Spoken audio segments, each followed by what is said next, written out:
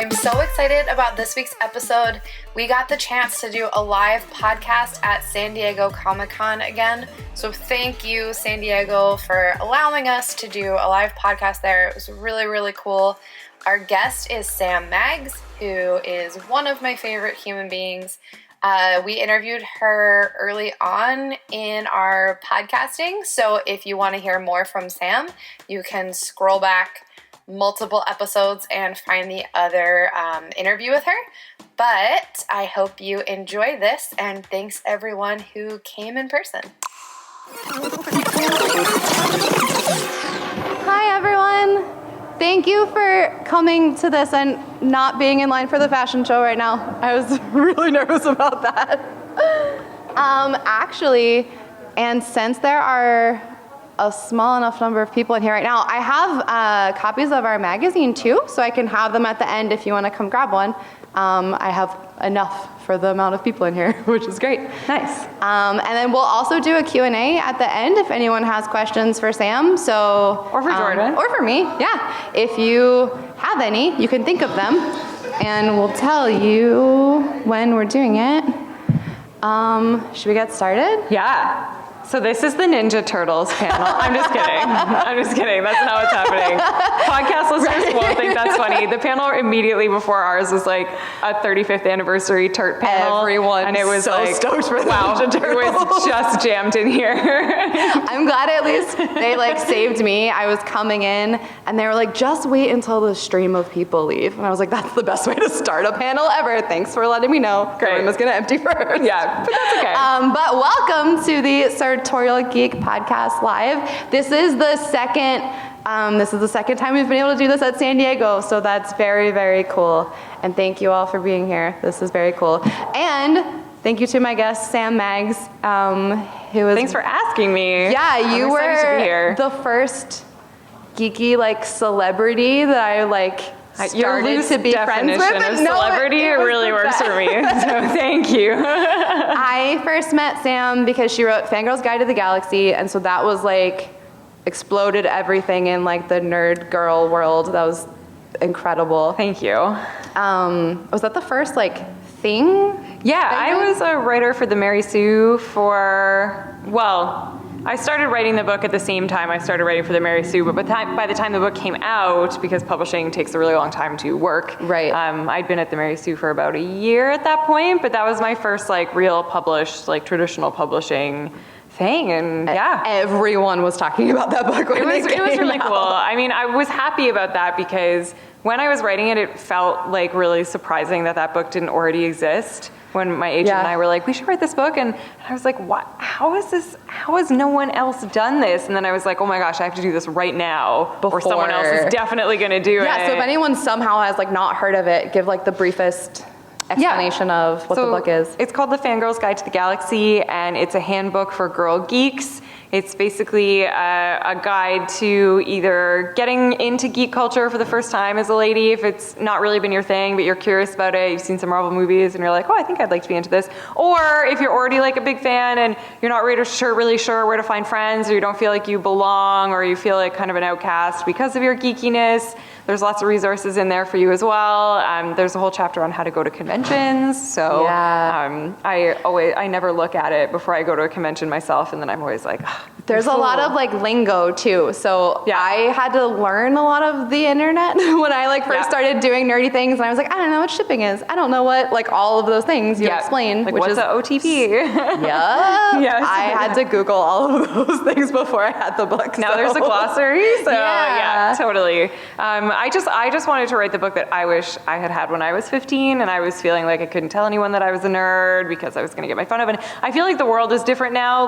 Geek culture is really mainstream. When we were growing up, it was definitely not mainstream. We're old. But yeah, I think it's still really helpful. I think a lot of kids still feel marginalized, and a lot of women still don't feel like they're really welcome in the geek community, but there's a ton of us. Yeah, so. I resonate a lot with that too. I mean, every single thing that I do is I wish this existed already. Yeah. And it doesn't, so yeah, we need exactly to do it. How I feel about your clothing line. And that was another thing that Sam and I got to do together, which was amazing. We actually are both wearing the shirts right now, which is great. Poppy. So that was a very fun collab that they're will be more of Yes. ... So stay tuned for that. Hopefully a season 2. But it was so fun. I've never worked on like a clothing line before, and that's your realm of expertise. But it's also like words clothing, so it's like the perfect fusion of like what you do and what I do, and it was so fun to make. And I love your clothes anyway, so. Thank you. So happy. And then I feel like since that, because we did the collab came out like a year and a half-ish ago, so you actually were on the podcast then. So if anyone wants more of Sam, you can listen to that older episode. But I think even since then, you've done like 100 new things. So like what have you been working on in the past year and a half? Oh my gosh. Because you've done, since Fangirls, 2 other books that are like, it's not like a series, but they're like in the world of like, books for geeky girls who want to learn about other cool geeky things. Yes, so I've done 2 other books with the same publisher who published the Fangirl's Guide to the Galaxy, Quirk Books. I have Wonder Women, which is a nonfiction history book about cool women throughout history who are really successful in STEM fields, so science, technology, engineering, math. So a lot of people don't know that the first computer programmer was a woman. There's a lot of different profiles in there of like cool sciencey women in history. And my most recent book with them, which came out about a year and a half-ish ago, was when we talked. It's called Girl Squads, and it's a history of awesome female friendships. So there's everything in there from the 1964 Japanese women's Olympic volleyball team to the first women in Edinburgh to ever become doctors in the whole, or Western medicine doctors in the entire West, to just like a full breadth of cool female friendships throughout history that nobody really ever talks about. My favorite is the Patriotic Women's League of Iran in the 1920s, this like group of really hardcore feminists in Iran in the 20s who all sort of argued amongst themselves about what Muslim feminism would kind of look like. And they didn't always agree, but you know, that's part of what makes it so interesting to me. So I've written those. And then my day job is I work at a video game company called Insomniac Games. We make games like Spider-Man. So I worked on the DLC for that's Marvel's Spider-Man PS4. So which was really fun. Cool. Yeah, it was exciting to get to write some Spidey. Yeah, because I love Spider-Man so much. So that was really fun. And now I'm doing some comics. I've written a bunch. I wrote a couple issues of My Little Pony, the first of which is out. The next issue, My Little Pony number 80, is out at the end of this month on July 24th, and the pony's LARP. So if you want to see a bunch of ponies LARP, you can do that. And then I have been writing Marvel Action Captain Marvel for IDW, so it's an all-ages Captain Marvel comic where Flurkins invade New York City, which are like the cats with the tentacles in their mouths. So the first issue of that comes out August 21st. You can pick that up. There is also like a huge banner, like a wall for this here at San Diego. Bananas. I took a picture of it yesterday. I was so excited. My mom was with me. We walked by the IDW booth and I was looking around and I saw it and I literally like burst into tears, like instant. It's incredible. That's the reaction you should have, so that's the right thing to do. It feels really wild. I'm excited that people are excited for it and that IDW is excited for it and stuff. And it was so fun. I got to write about like Carol and her friendship with Jessica Drew. And also like the whole thing is just cats. Sweeney Boo is the artist. And we just like, I had her draw cats in like a million outfits. Like it's so dumb. It's amazing. So that was really fun. Yeah. And And the other Captain Marvel thing that's like separate is that you were modeling Rock Love's Captain Marvel jewelry, which was so fun because I didn't know that was going to happen. And then my whole internet that day was like, Sam Mag's wearing Captain Marvel everywhere. It was the best. It was great. Rock Love is amazing. Yeah, Allison is so cool. Fantastic. She's such a great entrepreneur. If you're not familiar with her jewelry line, you should be. She's so great. And yeah, she did a line of sort of 90s-esque inspired minimalist kind of jewelry. There's a choker, a necklace, like drop earrings, studs, and a ring. It's awesome. So I took some pictures in the gear. I think it's so cool because Allison does an awesome thing where she likes to connect like the models with the jewelry and like they go together. So that's such a cool thing that you got to do, Captain Marvel. That's amazing. Carol's always been my favorite superhero, like since she was Ms. Marvel, long before the reboot and everything. So it's really cool for me to be able to do stuff connected to her now. I feel like it's a lot of pressure, but it's also like very exciting. Like what is that actually like? Because I don't think I've been able to ask a lot of people what it's like to be a fan of something as a younger person and then like legit work on it actually years later? Like, what is that like? It's a really good question.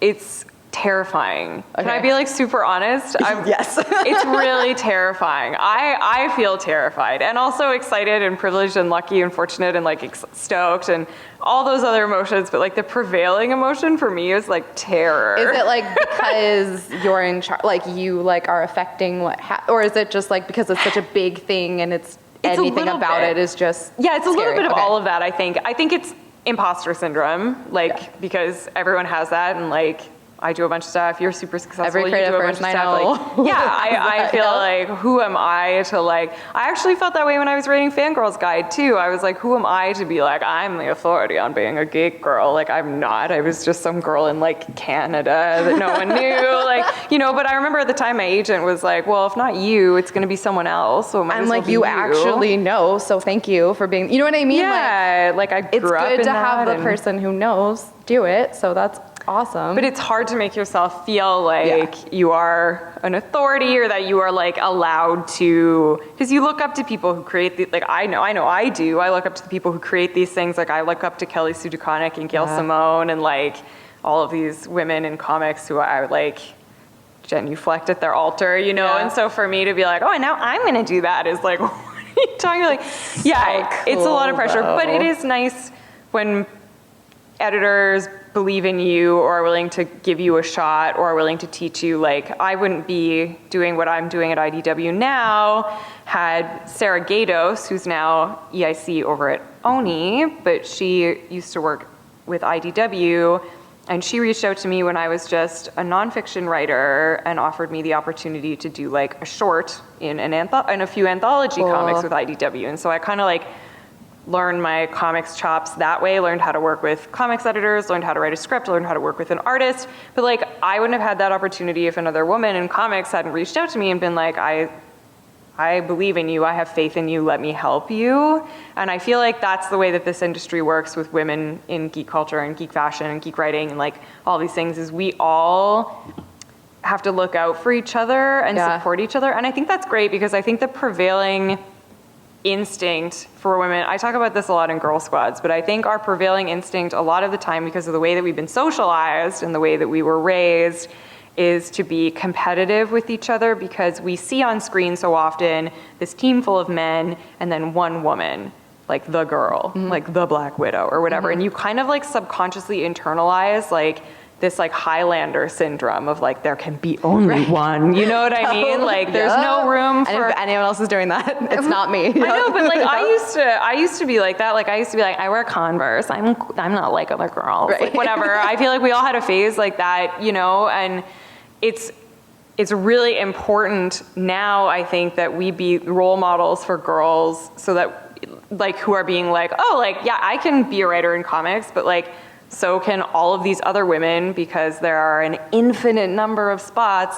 and an infinite number of stories and an infinite number of characters. Like, it shouldn't be, oh, like, she's the girl who draws comics. But for such a long time, it has been like that. Again, through no fault of our own, that's the way the system has been set up. And so I think I owe a lot to people who have helped me, like Sarah, like other women in the industry, like you. You know, and I want to I totally get that. I feel very thankful that, because I mean, we grew up like around the same time. I remember being a kid, like a middle school, high school kid, and being like, if I'm not like the only girl doing whatever, that's the way this works. Like everyone else. And now it's really, really nice that there's much more. This is not like across the board. It's not everywhere, not everyone, but there's a much more like, we can help each other and we can build each other up. And like, I can support your thing instead of trying to be better than your thing all the time. And I'm very, very thankful. I don't think I'd be doing this still if it was as cutthroat as it used to be. I am not cut out for that. No, I don't think I could hack it. No, and it's hard still. Like, I work for a company that's 16% women, like, and that's great. Like, we're doing better than we were. Totally. You know what I mean? It's like, and everybody's trying now, which is great, but it's still like, we have such a long way to go.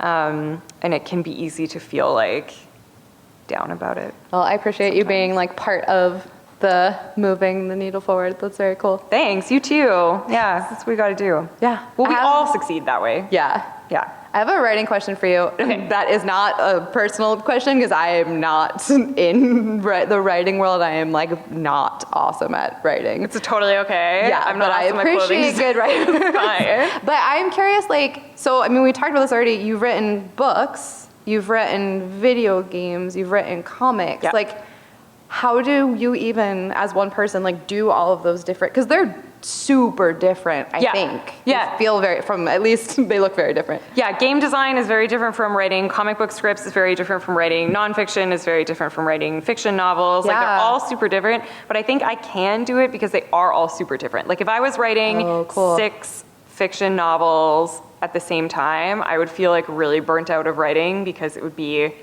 all the same stuff all the time. But because everything I'm doing feels really different, it always feels fresh. You know what I mean? I never feel like, oh, like, I mean, at the end of the day, it is still more writing or whatever, but it's like, it feels like I go from a video game job, which is like super collaborative. I have basically zero control over anything ever. Like, I'm relying on all these other people to make this happen, to That's like the most like team writing, right? Super, like, yeah, because totally. that's like a lot of people working on one thing. Yeah, for sure, right? Whereas, like, I'm sure a book is like mostly you. It's basically me. Yeah. And then later my editor will be like, it's terrible. Right. And I'll be like, I fixed it or whatever. Yeah, exactly. But like, for the most part, the process is entirely solitary. So yeah, or like working with an artist on a comic book, like that's a one-on-one collaboration. That's so which is very interesting. different. They're so different. Yeah, totally. Like, the teams putting them together are so different. Oh yeah. Is that like, do you feel like it's the same skills going into it, or? Because to me, that's like magical, and like I don't know how one person can do all of it. Thank you. I like being challenged by like learning new genres of writing, I guess, or I don't even know if you can call that a genre. The writer can't figure out what word to use. That's terrible. But I forgot your question. Oh, just like how do you do it? Because that sounds impossible to me.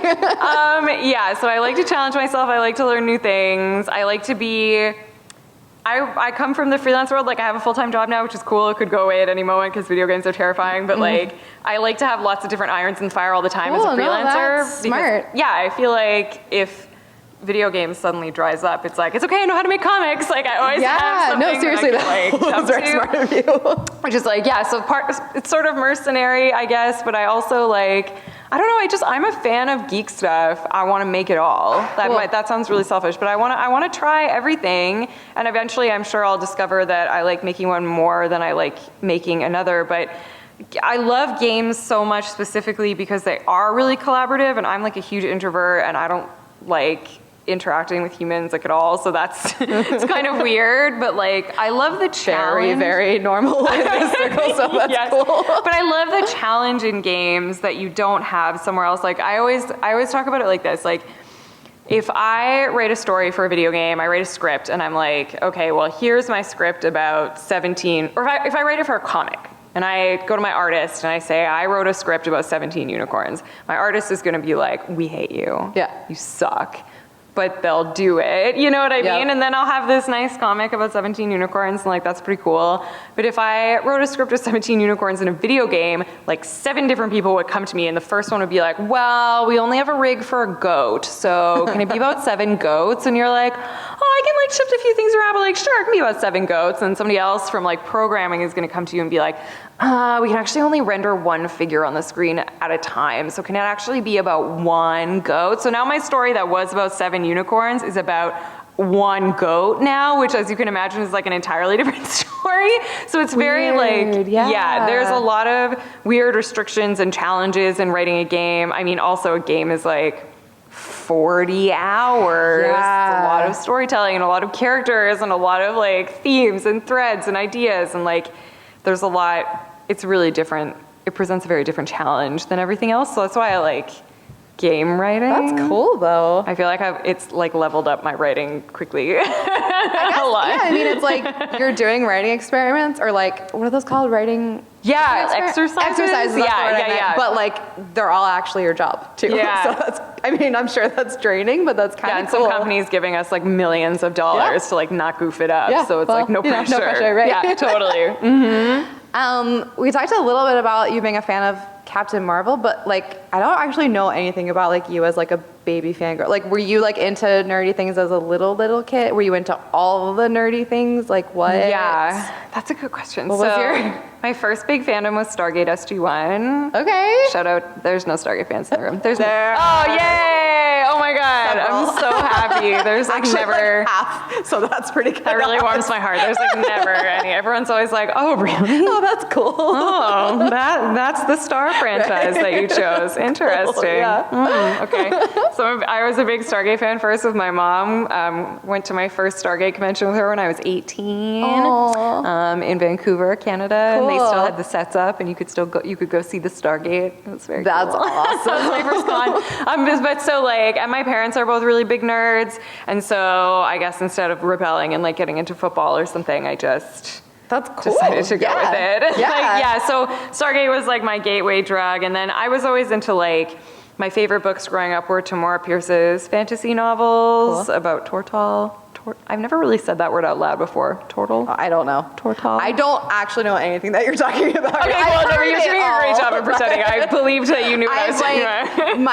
My thing is, because I'm like interacting with fans of all different everything all the time, I like hear about all the nerdy things, but I can't experience know all of them all. Of course. So I like have heard of the things you're explaining, but I don't know anything actually. My answer to your question is I've always been a gigantic nerd, but I hid it for a really long time because I thought I couldn't share that with people. And then I moved to Toronto. I'm Canadian. I moved to Toronto for college, for my master's degree. And I was like 21 at the time. And I remember being like, oh, you know what? Like if people don't like that part of me, like I'll just go find people who do like that. That's a good, I mean, I kind of did the same thing. Like after college, I was like, oh, I actually really like this stuff still. I should do it more. Exactly. And I was just like, oh, if you don't like it, I'm sure there's like 16 million people on the internet who do like it. Yeah. So, but that was like a big turning point for me where I was just like, oh, I should just like embrace this. And I remember there was a big comic book store in Toronto at the time. The big like local comic book shop was called the Silver Snail, and they would have like pub nights. And so I decided to go to one by myself, and I didn't know anybody, and most of the people there were super nice. But I remember talking to one of the guys. He was like, he worked at the front counter or whatever. And he was like stereotypical hot guy, like whatever. He had like a leather jacket, and he was like cool, and he had like beer, and I was like, oh, I love comic books. I'm 21 or whatever. And he was like, yeah, what are Spider-Man's parents' names? And I was like, what? Oh no. And that was like a real life thing that happened to me, which people like make jokes about that, but that like real life. The jokes come from somewhere. Because they do happen. Yeah. Now I would have been like, what's the third episode of the 4th season of Stargate SG-1? Beep. We can't say anything here, but at the time I was just like, I don't know, I'm not a real fan. I'm like, what's that? So how did you like because obviously you figured it out and came back from that, like were you just like, screw this guy and moved on? Or I just did you find something else that you were like, oh, these are the people? I did. Okay. I found women who were nice to me. What was the first, like, was it online or was it in person? I'm just curious because I feel like everyone has, like, for me it was Geek Girl Brunch, like people usually have their like, I found these people and then I like found the whole rest of the world that I liked. It was like the nerd community in Toronto generally is very open. Like that was an anomaly, but generally they're very open and welcoming. And they had like nerd nights. I think other cities have those like nerd nights where people give talks about things that I would go to those, or there'd be like nerd trivia nights, or there was like nerdy burlesque. Like there were the nerd community was like very vibrant there. And so I just went to enough stuff eventually and met enough people that like, I was like, oh, there are people. It just served to show me that there are people out there who were like cool and nice and into this stuff and would be friends with me. But during that time, I remember, because like my friends always been like kind of nerdy, but I wasn't connected to any other like big groups. And Geek Girl Brunch was how I found like things and people. There was a Harry Potter fan club, the group that shall not be named, in New York, and Geek Girl Brunch, and those two things connected me to other people, but they both weren't around before. Like I think there was like a time like 6-ish years ago that like you could find groups of nerdy people. Yeah. Actually, I know there were like forums and stuff. That's what I was gonna say. But When I was a kid, it was forums, like, and I wasn't like allowed to be on them, so I was on the Gate World forums, like as a Stargate proto nerd, and I remember like being internet friends with many of these women. And that was like scary for a while. Like it was this was back when like if you meet someone from the internet, they might like cut your head off you were whatever, actually terrified. Yeah, you might die. Now it's like, oh, I met this person not on the internet, and half the people in my Airbnb now are internet friends. Imagine meeting someone in real life. It sounds terrifying. Like, I didn't meet you on the internet first. Like, how do I know that you're not a serial killer? You're safe. It's a terrible idea. Yeah. So I was like most Stargate fans are like 45-year-old women. I didn't know that, actually. True fact. Okay. Yeah, because there's like 3 like really hot babe dudes on the show cool. and like a really smart, cool chick. So women are like, yeah, this is for me personally. Cool. So I had made friends with I was like 16 and I had all these friends all over the world who were like 40-year-old women in New Zealand or in Germany like and stuff. Like forum to join. Yeah, it actually kind of was. And then when we finally got tickets to go to the Stargate convention, like all these women from all over the world like congregated in Vancouver, and we had all these friends and like people I would never have met otherwise, of course. But that was so. I feel like the Gate World Forum was like my first fan experience, and I had like Neopets and stuff. Yeah, before that, we've been talking about Neopets a lot here because this is this reminds me that Neopets existed like this every year because I forget about it for the rest of the year, and then I come to Comic-Con, I'm like, oh, Neopets. I know you're here still. Yeah, fix your servers. I totally played that a lot. It was great. It's so great. Yes. Neopets taught me HTML. It did not teach me anything, but I'm glad you learned something good. I wanted my storefront to be poppin'. Yeah, totally. So that's awesome. Really had to learn. I love that. HTML tags. I feel like lots of girls had this experience that they learned HTML. I wish I had like done that instead of just like earning money and like painting my different colors or whatever. I was not learning anything real from that. No, I didn't. Yeah. That's so cool. It was. I still have my Neopets account. We were all trying to log in now, this week at the Airbnb, and none of us can remember ours. I'm so glad that you still have it. My Neopets account is 20 years old. That's awesome. It has like the 20-year shield on it, and if I ever lose it, I'll be devastated. Well, you won't, because you still know your password. I know. You're the only person. But I live in fear. And I don't know what happened. Great. I think I must have logged in once a year, every year. Just still long enough to like you don't actually. Oh, I still log on Neopets. Yeah. But that's awesome. Dead ass, their servers are super slow now. Like it sucks. They need to fix it. Yeah, but Neopets is very formative for a lot of like young fangirls, I think. Did you do fanfic at all? Because I know a lot of writers that I speak to I read a lot of fanfic. Okay. I never posted any of my own fanfic, but I respect that community a lot. I think it's because, as I do now, I've always found fiction very intimidating, like something that other people know how to do that I don't know how to do, or that I have not earned the right to do. And despite the fact that I publish fiction now, I still sort of feel that way. It feels like this. And I think it does feel different. I want to this is a weird rant that I'm about to go on, but I gotta be honest with you guys. There's no one in here except for all your podcast listeners. Yeah. But and thank you guys for coming, because I like an intimate environment like this because it makes me feel like I can't talk. Two of the people in here are family members. It's fine. That's great. But I really, it gives me a bee in my bonnet, the way that people talk about writing fiction. Do you ever notice how writers talk about fiction? They're like, my characters just speak to me, and then I tried to do something, but the muse wouldn't let me do it, and they talk about it like it's this magical thing from another dimension that happens to them. And so I have always felt like I have not been visited by this muse you haven't of interdimensional writing. I don't know. Every time I sit down to write, it's awful and it's painful and I hate it. And then I finish it and I'm like, great, that was awesome. I'm going to do it again. I don't really know why, but it's like pulling teeth every time I sit down to write, because writing is a job and it's work, and there's a method to it and tricks to it, and not tricks, but strategies. Absolutely, you know what I mean? You learn how to do it, but I do feel like the way that writers talk about writing makes it sound very mystical, and to me that makes it seem very inaccessible. And so I've always felt like I don't have that superpower of like, I make stories, but like, whatever, But you do it's also, not that. so, Like, yeah, right? because it's not that. It's Yeah. just like, I sit down and I think like, what do I want Carol to learn from this adventure? And I write it down. And then I'm like, how can I teach her that lesson? And then I write that down too. And then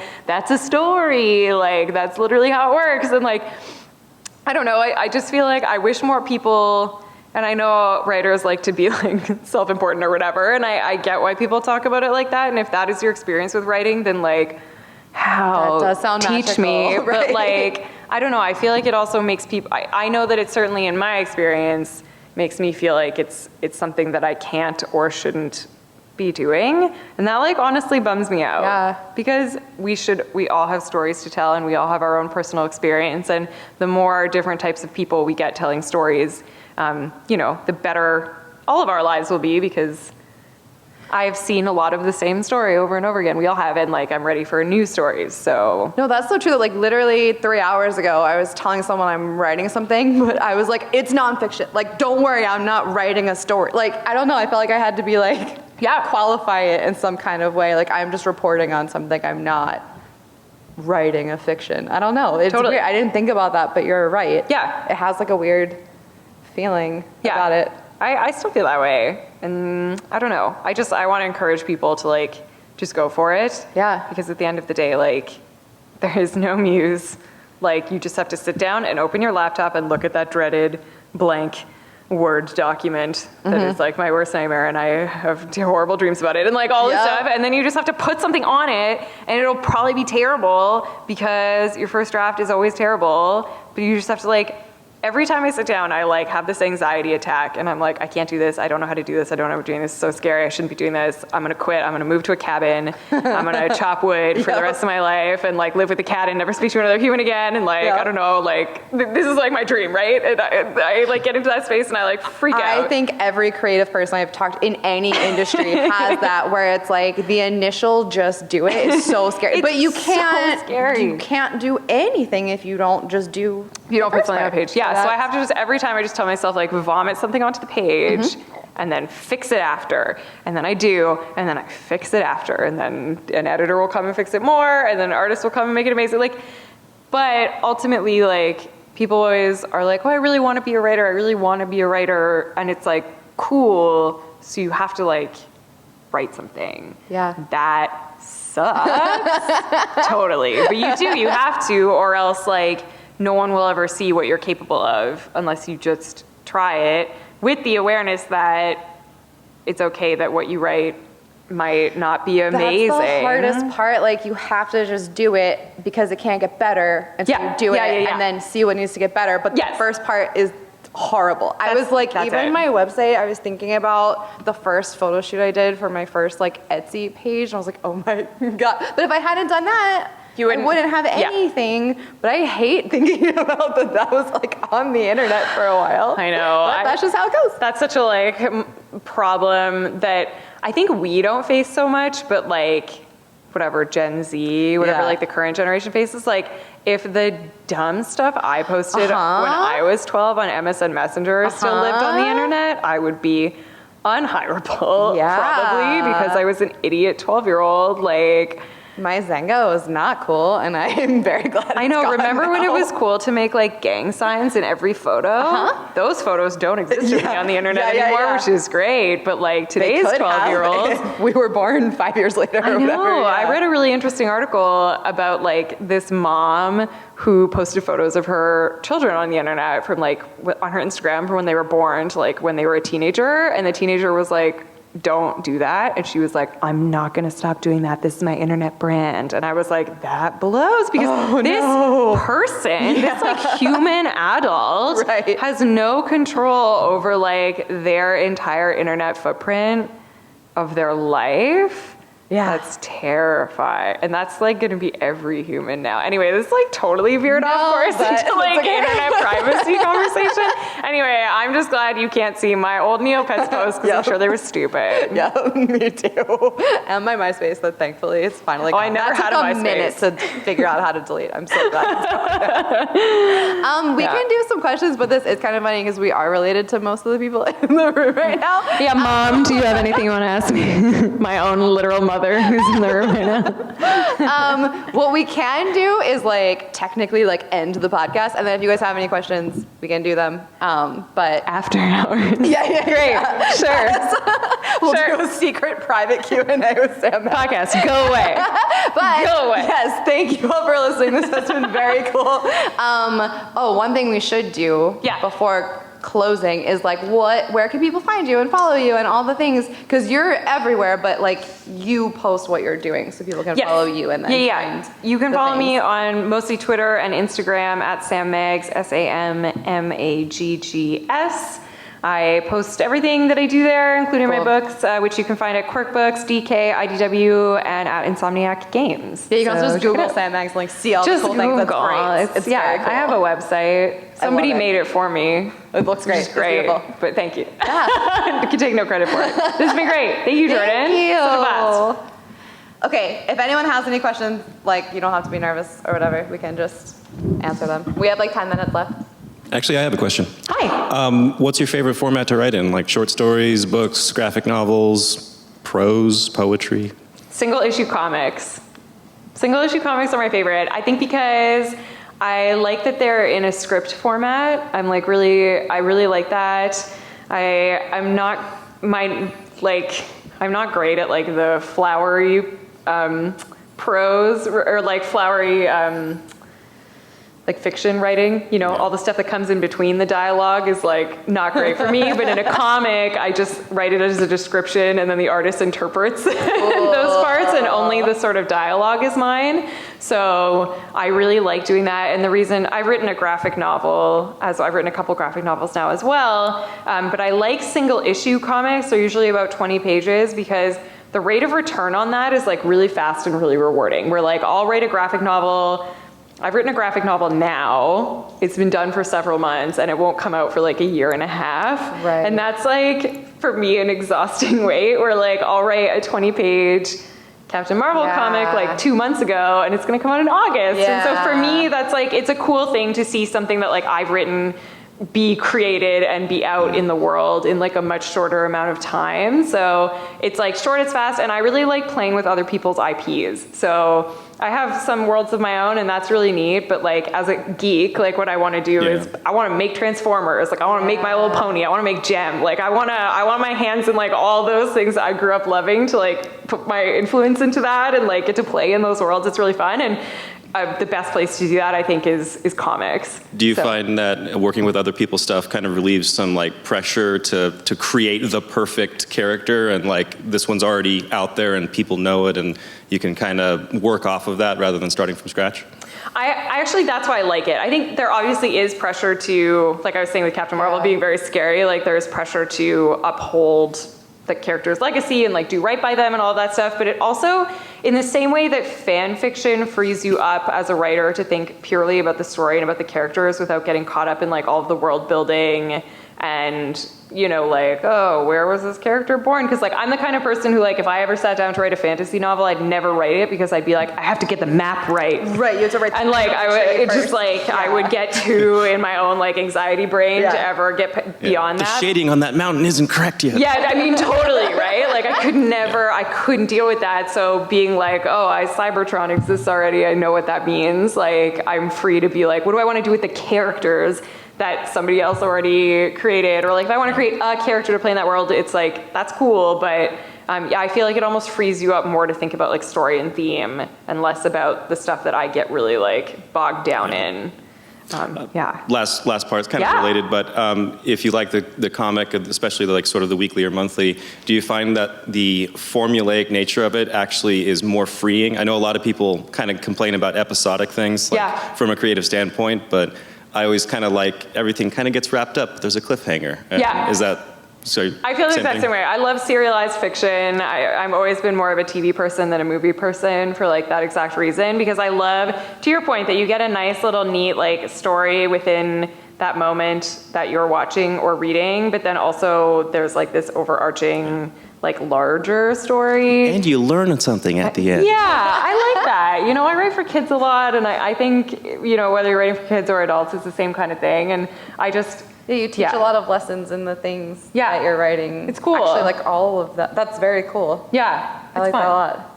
Those are great questions. Thank you. Thank you and for thank you for coming. Yeah. That was great. Does anyone else have like a last one before we have to go?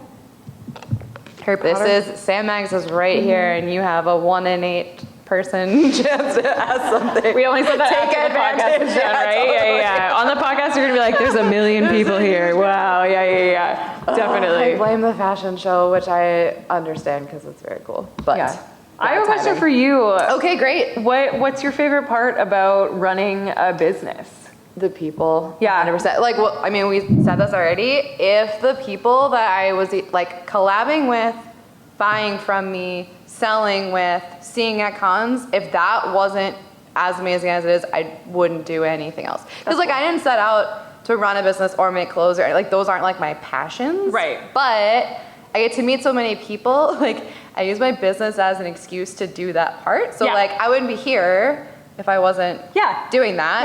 I wouldn't be here at this con without this. I wouldn't have met anyone in this room, and like all of the, well, I would have met my husband separately, but I mean, like, no one else that I have met would be possible. So I like having the excuse, like, now that I'm doing collabs with authors, like, I can now go take like a gift box to this author I want to meet and then maybe work with, because I have a clothing company, which like, otherwise, I mean, I could just try to go say hi, but it's like my excuse for everything. No, and now with the magazine and podcast, I can be like, hi, I want to talk to you for an hour, but like, I can actually ask that and not just like, can I talk to you for an hour for no reason? That's really cool. It's so cool. That's and the you thing. get to like amplify their stories and vice versa. That's really And then like, now I get to know all the cool stuff, which is the other best thing. Like, because I have like the magazine and podcast and I'm supposed to know everything, it's an excuse to spend like 3 hours just seeing like the cool things that people are doing and then tell other people about it. That's really cool. I love that. It's great. It's been great too, because like the best feedback I've gotten on the podcast is that people get recommendations of either like other people to read or follow or listen to. So that's been nice too, that like